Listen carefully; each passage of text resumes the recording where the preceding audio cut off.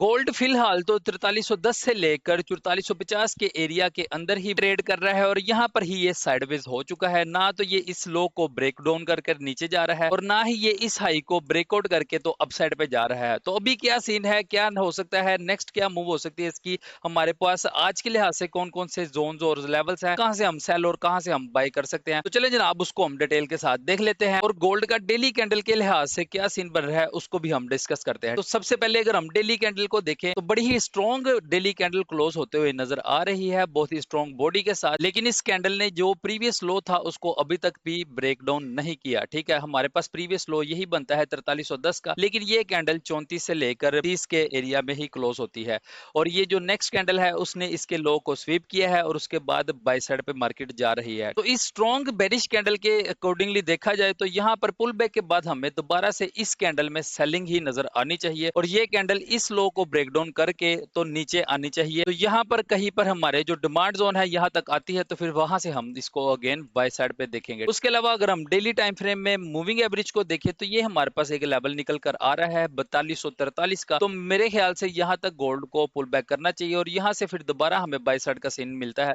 तो हम कंटिन्यू करेंगे। लेकिन अगर इस मूविंग एवरेज के नीचे हमें कोई डेली कैंडल ब्रेकडाउन करते हुए नजर आती है तो फिर हम यहाँ से भी इसको सेल साइड पे ही देखेंगे। फिलहाल तो ये हमारा डेली टाइम फ्रेम था। अभी हम चलते हैं M15 और M30 के टाइम फ्रेम पे, देखते हैं जो मैंने आज के लिहाज से जोन्स और एरियाज मार्क करके रखे हैं उसको थोड़ा सा देख लेते हैं। सबसे पहले अगर हम H1 में देखें तो ये हमारे पास एक ट्रेंड लाइन इस तरह की ड्रॉ हो रही है। ये ट्रेंड लाइन को मार्केट ने 2 दफा टैप किया है। ठीक है, ये हमारे पास फर्स्ट टैप है, ये हमारे पास सेकंड टैप है जहां से रिजेक्शन ली और ये हमारे पास थर्ड टैप बन सकता था। अगर मार्केट यहां तक आती तो यहां से एक अच्छी बाय की ट्रेड मिल सकती थी, लेकिन इसने 4325 से ही जो है वो रिजेक्शन ले ली। तो मैं तो खुद भी पर्सनली यहाँ पे इस एरिया का वेट कर रहा था कि 15 से लेके तो 20 के एरिया पे आता तो फिर यहाँ से बाय देखी जाती। लेकिन अगर इसने इस ट्रेंड लाइन को ब्रेक डाउन कर दिया तो फिर हमें यहाँ से एक अच्छी सेल की ट्रेड भी मिलेगी, बड़ी मजेदार। और ये जो हमारा नीचे डिमांड जोन है यहाँ तक आ सकती है और जो मैंने अभी आपको मूविंग एवरेज का बताया है 42 का, वहां तक आ सकती है। वहां से फिर हम इसको दोबारा से बाय साइड पे देख सकते हैं। बहरहाल अब अगर हम इसको M15 में देखें तो ये हमारे पास आज के लिहाज से एक एरिया निकल कर आ रहा है, सप्लाई जोन है ये हमारे पास। ये एरिया है जी हमारे पास 4363 से लेकर तो 4369 का। तो अगर तो मार्केट यहाँ पे इसको टैप करती है और उसके बाद हमें M5 टू M15 में कोई सेल का सेटअप मिलता है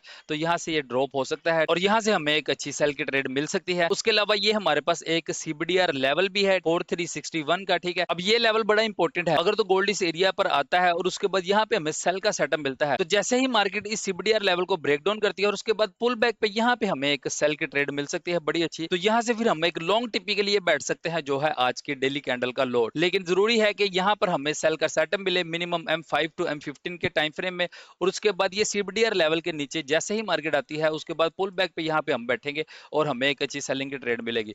लेकिन लेट्स सपोज अगर अग्रेसिवली गोल्ड साहब यहाँ से बाय साइड पे निकलते हैं और इस एरिया को और इस जोन को ऑर्डर ब्लॉक को ये रिस्पेक्ट नहीं देता तो उसके बाद हमारे पास एक की लेवल भी है जहां तक गोल्ड साहब जा सकते हैं और वहां से भी हमें एक अच्छी सेल की ट्रेड मिल सकती है और वो एरिया हमारे पास निकल कर आ रहा है। ये वाला छोटा सा एक जोन है 4389 से लेकर 4391 का, लेकिन ये बड़ा ही इंपॉर्टेंट लेवल है। अगर तो इसको पुल बैक करता है और उसके बाद हमें M15 टू M30 में कोई कैंडल स्टिप या कोई डबल टॉप यहाँ पे पैटर्न मिलता है तो हम यहाँ से भी सेल साइड पे ही इसको देखेंगे और ये जो जोन है इसके ब्रेकआउट के बाद हम यहाँ से पुल बैक पे बैठ सकते हैं और यहाँ से लेकर यहाँ तक हमें बाय की ट्रेड भी मिल सकती है। ठीक है, तो ये तो हमारा हो गया ऊपर का हिसाब किताब के ऊपर गोल्ड साहब क्या कर सकते हैं और क्या सीन है। अब देख लेते हैं कि डाउन साइड पे हमारे पास कौन से लेवल्स हैं, कौन सा एरिया है जहां तक इसको जाना चाहिए या फिर ये जा सकता है और वहां से हमें कौन सी ट्रेड मिलेगी। ठीक है, एक तो छोटे टाइम फ्रेम में देखिए M5 में तो ये मैंने एक ऑर्डर ब्लॉक यहाँ पे मार्क करके रखा हुआ है। इसका एरिया बनता है जी 4345 से लेकर 4348.500 का। ठीक है, यहाँ पर अगर आता है तो यहाँ से हमें बैक ट्रेड मिल सकती है। यहाँ से लेकर यहाँ तक 70 के एरिया तक हम इस ट्रेड को होल्ड रख सकते हैं। ठीक है,